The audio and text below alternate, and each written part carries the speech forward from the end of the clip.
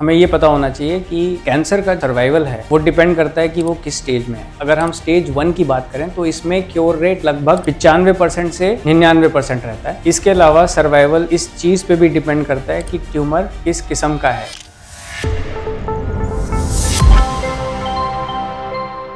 Hi, I am Dr. Devashish and I am a surgical oncologist. Breast cancer के अलग अलग stages का survival, इसको समझने के लिए हमें ये पता होना चाहिए कि कैंसर का जो सर्वाइवल है वो डिपेंड करता है कि वो किस स्टेज में है। जितना शुरुआती स्टेज होगा उतने उसके क्योर रेट होंगे और उतना ही बेहतर उसका सर्वाइवल होगा। इसी को रेप्लिकेट कर सकते हैं हम ब्रेस्ट कैंसर सर्वाइवल में।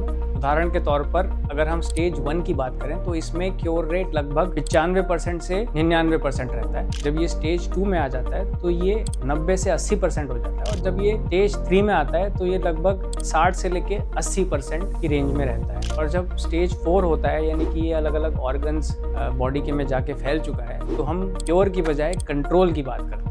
ये तो रही स्टेज की बात। इसके अलावा सर्वाइवल इस चीज पे भी डिपेंड करता है कि ट्यूमर किस किस्म का है। ब्रेस्ट कैंसर के अलग अलग किस्म के ट्यूमर्स होते हैं जिसमें एक एक्सट्रीम पे होता है हार्मोन पॉजिटिव और दूसरे एक्सट्रीम में होते हैं ट्रिपल नेगेटिव। जो हार्मोन पॉजिटिव होते हैं विद इन सेम स्टेज, यानी कि हम दो पेशेंट जिनको सिमिलर स्टेज है अगर हम उनको कंपेयर करें, एक में हार्मोन पॉजिटिव है और एक में ट्रिपल नेगेटिव है, तो जो हार्मोन पॉजिटिव है उनका सर्वाइवल उसी स्टेज में ट्रिपल नेगेटिव वाले मरीजों से ज्यादा बेहतर होता है क्योंकि ये ट्यूमर बायोलॉजी इस किस्म की है। पहला तो रहा स्टेज जो सर्वाइवल डिसाइड करता है और दूसरा होता है ट्यूमर किस किस्म का है यानी कि ट्यूमर बायोलॉजी। तीसरा एक अहम पहलू होता है पेशेंट का फंक्शनल स्टेटस, पेशेंट की एसोसिएटेड कोमॉर्बिडिटीज, यानी अगर किसी पेशेंट की हालत इस किस्म की है कि उसको कई सारी और बीमारियां हैं, किसी को किडनी फेलियर है, भले ही उसका स्टेज अर्ली हो पर उसमें सर्वाइवल कम हो जाता है क्योंकि वो कैंसर के अलावा बाकी चीजों से भी उसका शरीर लड़ रहा है। जब हम ट्रीटमेंट की बात करते हैं अलग अलग स्टेजेस में, पहली से लेकर तीसरी स्टेज तक सर्जरी का स्कोप रहता है। सर्जरी एक अहम पहलू होता है ट्रीटमेंट का। अब इसमें सर्जरी के भी अलग अलग ऑप्शन होते हैं, मेस्टेक्टमी वर्सेस ब्रेस्ट कंजर्वेशन। अक्सर पहली स्टेज में सिंगल ट्रीटमेंट मोडालिटी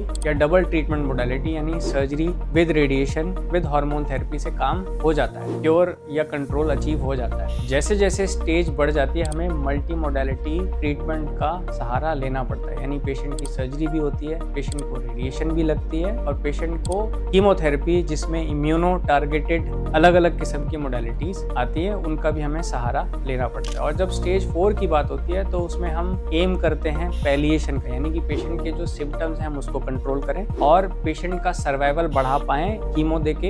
यदि पेशेंट ब्लीड करता है स्टेज 4 में, ब्लीडिंग ट्यूमर होता है या उसका मास इतना सड़ चुका है कि वो इन्फेक्शन पैदा कर रहा है, बदबू पैदा कर रहा है और काफी डिस्चार्ज आता है, तो ऐसे सिचुएशन में पैलिएटिव सर्जरी का भी रोल रहता है।